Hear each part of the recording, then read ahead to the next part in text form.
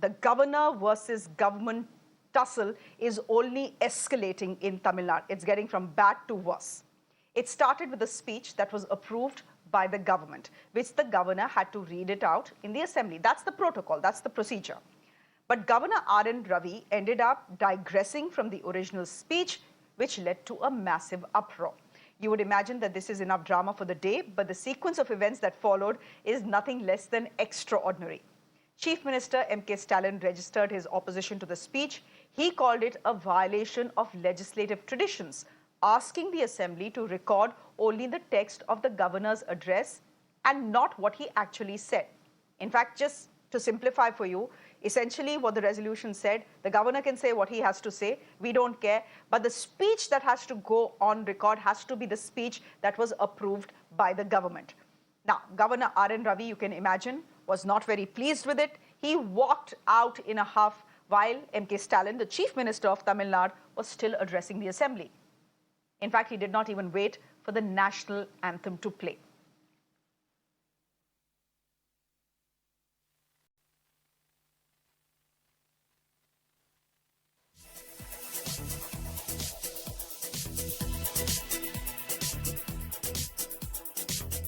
When Avayarin Mudumodi I Solin through his untiring efforts and diligence, as a result, received so far more than 16.28 lakh petitions.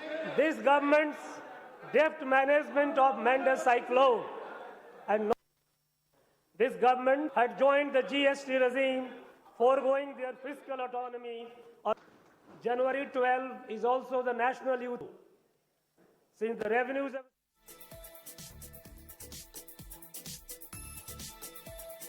Well, RN Ravi was giving the speech by the government. He was supposed to go and read that out. Instead, he decided to make some changes. He skipped parts with references to secularism, references that describe Tamil Nadu as a haven of peace, and he also omitted mentioning Dravidian leaders like Periyar and CN Annadurai, Mr. Karunanidhi as well. He also did not read the references to the Dravidian model, the same model the ruling DMK promotes. Now, throughout the speech, the DMK and its allies raised slogans against the governor. They shouted, "Long live Tamil Nadu." This whole controversy dates back to Friday when the governor made an objectionable comment. He said the name Tamil Agam is more appropriate for the state than Tamil Nadu. Listen in. everything that for the whole of the country which is applicable, Tamil Nadu here will say no, we are not. Anything you say, they will say no, we are not. It has become a habit. And this habit has been reinforced to a great deal by all sections of the people, including academia. So many theses have been written, all false, all fiction, poor fiction. Not even a well-written fiction, I must tell you. Very poor literature have been created. But somehow people have been fed on that. Now this has to break. Truth has to prevail. And the truth is that we are all one. It's a part of Bharat, and in fact Tamil Nadu. In fact, Tamil Nadu is the one place, let us say Tamilagam is more appropriate. Now, this is not the first time the government versus governor tussle is getting ugly. In fact, it has become way too frequent in the southern state, with governors of Tamil Nadu, Telangana and Kerala clashing with the governments every now and then. Calls for RN Ravi to resign have grown since this drama at the assembly, with DMK allies asking him to quit. The hashtag that is trending is Go Back Ravi. Condemn the governor is the new norm. It is not warranted for, that's what, DMK can stoop to any new law to fix a political narrative by painting a saffron picture to the governor. The governor wants to send out a message to DMK that he is not a puppet in the hands of someone, and he has his own rights to express, and he plays within the gambit of the constitution and the law and order. So I think that's the message he wants to send out. But what DMK is trying to do is to set a political narrative and tone, stating that all the development of Tamil Nadu is stalled by governor, and governor is acting against the interests of Tamil Nadu and Tamil people, which is not true. To cover their incompetence and inefficiencies, DMK is trying to paint a saffron picture to the governor. The boycott has happened because the opposition parties particularly have boycotted the assembly today, particularly His Excellency the Governor's speech on the context of usage of the word Tamil Nadu and Tamilagam. Actually, in my personal opinion, Tamil Nadu and Tamilagam are one and the same. But however, the word's usage in its context does matter. So it should not hurt the feelings and sentiments of the people and the opposition parties. Therefore, I strongly feel that His Excellency the Governor will give us proper explanation as to the proper context in which these words are to be used. And even though both Tamil Nadu and Tamilagam definitely mentioned the Tamil people only. So it doesn't matter, though these words are one and same, but usage of the word in its context does matter. This is not the first time that the Tamil Nadu government does this kind of thing. Tamil Nadu doesn't belong to the DMK. There are many, even if you go to the voting, you find in the voting also a very high proportion of the Tamil population don't vote for DMK. And there are other parties which also get votes, Anna DMK, they have not raised any such issue. In any case, the governor is a constitutional authority. He is not answerable to the state assembly. Let them understand that. Whatever he says and speaks is on the part of the constitution or on the direction of the government using one of the sections, the articles of the constitution. A quick chat with my guest this evening, Narayan Tirupati, spokesperson of the BJP, back on the show. Salem Dharanidharan is joining us as well, spokesperson of the DMK, and Dr. Narayan Lakshman, associate editor at The Hindu. Good to have you on the broadcast. May I start with you, Dr. Narayan Tirupati, as always.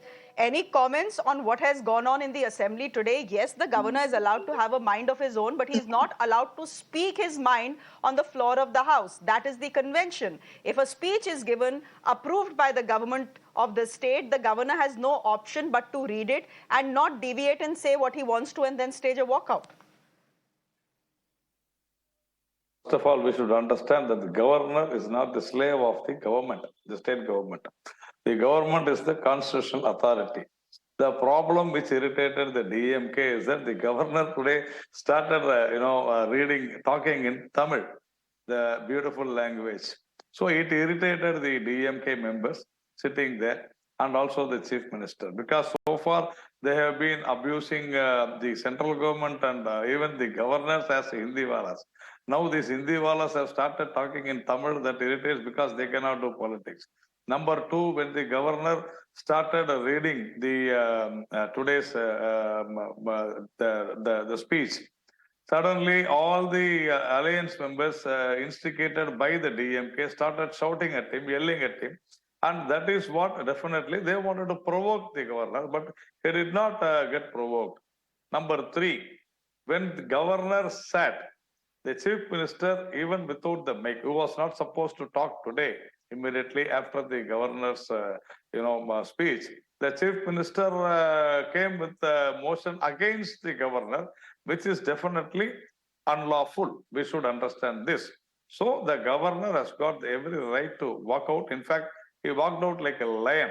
So I think what all DMK did today is an insult to the governor and the constitution, and also to the Tamil Nadu Assembly, and insulting the people. Salem Dharanidharan, the argument coming from Narayan Tirupati of the BJP is very clear. It is the DMK that provoked the governor, and obviously this would happen if you're raising slogans against the governor, if the chief minister who's not supposed to speak today starts speaking, criticizing the governor, if there are slogans of "Go back Ravi" that start emerging on the floor of the house, of course the governor will get irritated and walk away. Why will he sit there and get insulted? And as Mr. Tirupati says, he walked out like a lion.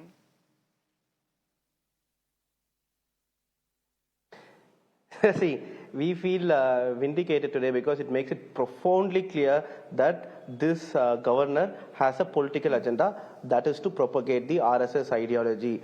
Otherwise, why will he deviate from the norm? digress from the script that was given to him. The norm is that since independence in Tamil Nadu Legislative Assembly, the governors have been reading out what was given by the ruling party, the government. The government. So why did he deviate, and why did he purposefully omit the term Dravidian model? Why did he purposefully omit the phrase which says, because of improvement in law and order in Tamil Nadu, foreign direct investment from across the world has come? Why did he leave that? What was the reason to not include the names of Arnyar, Anna, Periyar and Kalanyar in the script? Well, there is no, it's only to insult Tamils. He has belittled the Tamils by deviating from the script. See, he has even omitted terms such as women empowerment, social justice. I don't understand. Why do you do it? So he's the governor who's been provoking us. Last week he went and said Dravidian parties have ruined Tamil Nadu. Is it true? You look at all socio-economic metrics, Tamil Nadu ranks number 1 or number 2. Or you you go to industrial growth, Tamil Nadu ranks number 1. We have the highest number of factories. And if you go back to 1960s, per capita GDP of Tamil Nadu was same as that of Uttar Pradesh and Bihar. Now it's 4 times higher. So whatever achievement was made in Tamil Nadu was because of this Dravidian model government. So why do you go and make statements like a politician? And so it's very clear that it's the governor that is provoking this government, not just provoking, not allowing this government to function. Okay. Right? He's absolutely not allowing us to function. 21 bills have not been passed. Some of these bills are related to social justice. I just want to add one more thing. Is it only the DMK that is facing the problem with the governor? Only 1 second. Is only the DMK that is facing a problem with the governor? No. West Bengal is having a problem. Kerala is having a problem. All the opposition ruled states are having a problem with the governor. That means the message is from the BJP that governor should disturb opposition rule states. But this is only going to harm the country, because only if the individual states will grow, the country can prosper. I hope the BJP gets it very clear that only if the states like Tamil Nadu will prosper, let's see where the country will prosper. Came In from. spite of let's see where the provocation came from. Give me a minute. Salem, let the viewers judge, right? They will see. I'm saying let the viewers judge where the provocation came from. I'm going to ask you all to give me exactly a minute, because I'm going to play a clip from what happened in the assembly today, and the viewers can judge for themselves. Then I'm coming back to you for comments. Let's just play out the exact moment where the governor decides to walk off.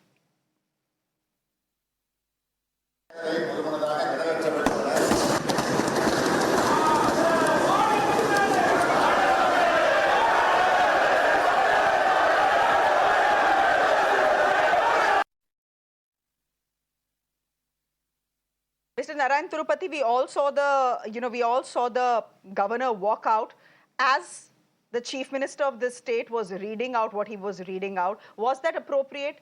The day should have ended with the national anthem, and RN Ravi, many will say, has insulted the national anthem by not even waiting for it to play out and simply walked out of there. The fact is that he has digressed from protocol. And whatever said and done, what has been happening in the state of Tamil Nadu with Mr. RN Ravi and Mr. Stalin, it's only escalating every week. It's not going down. Temperatures are not coming down. Is this how we expect the state to function now? Constantly in the headlines for nothing else except the governor and the government fighting? You are talking to me? Yes, Mr. Tirupati, talking to you. Yeah. See, you are right. The thing is that we all saw what had happened. See, the national anthem was not sung that time. Okay, so without any protocol, the chief minister started. He was taking a motion against the governor, who is presiding the assembly today. He is the president. He is presiding. He is under his chairmanship. Today's assembly is happening. How can you insult him? If you insult him, it is that you are insulting the people of Tamil Nadu. So, in order to save the Tamil Nadu's pride, I think the Tamil Nadu governor had left. And as we saw, he was like a real lion roaring in front of these people who had tried to insult. And there is nothing wrong to, omit, or there is nothing wrong to leave some parts, because we know what has happened. We know that these people are trying to always push their agenda into the assembly, into the people of Tamil Nadu. That is not right. What is Dravida model? Is there anything constitutional about that? Sir? No, they are trying to do politics with the governor. That is why the governor has left it. Everything is okay with the... Mr. Tirupati, you talk about BJP model, Can I no add on? problems there.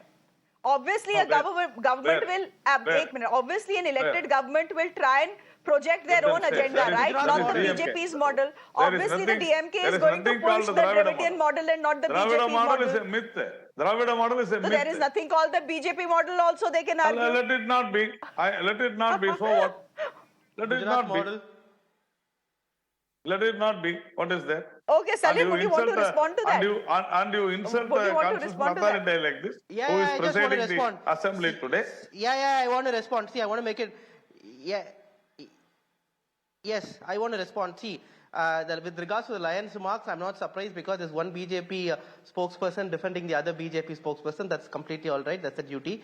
But see, what is Gujarat model then? If you look, Gujarat model is a let fake him be model a because any spokesperson of BJP. socio-economic metric, Tamil Nadu, any socio-economic metric, Tamil Nadu is twice better than Gujarat. For example, graduate enrollment ratio in Tamil Nadu is 52%, in 52%, in Gujarat is 20%. High school enrollment of girls in Tamil Nadu is 87%, in Gujarat it is 40%.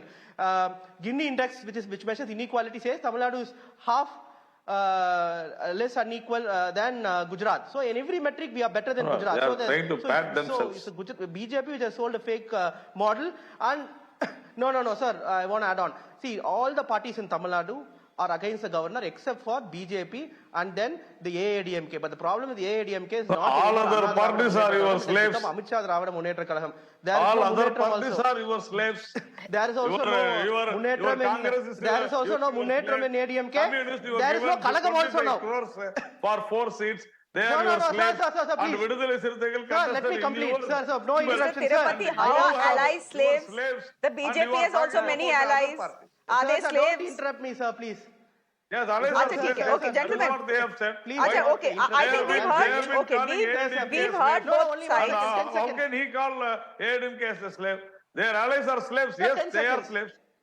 They have sold. 10 seconds. They have purchased communism for seconds. 25 10 crores. seconds. You know that. 10 seconds.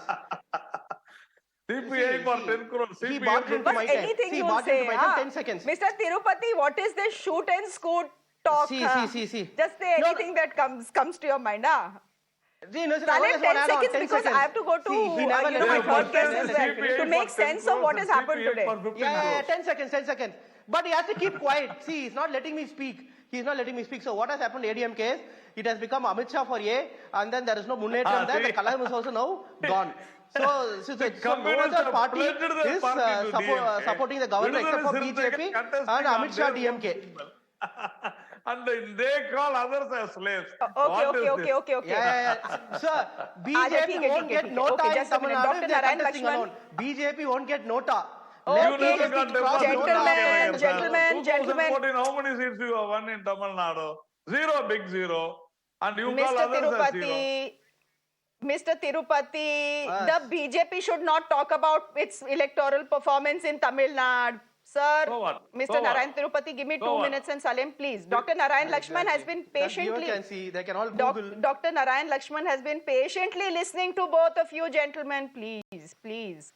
Dr. Narayan Lakshman has been patiently listening to both of you and our viewers have been patiently waiting to hear him as well. Dr. Lakshman, what do I ask you in this case? You know, we know that this is only going to escalate. The war between the governor and the government. Would you say that today was a particularly, low point in the relationship between a governor and a government?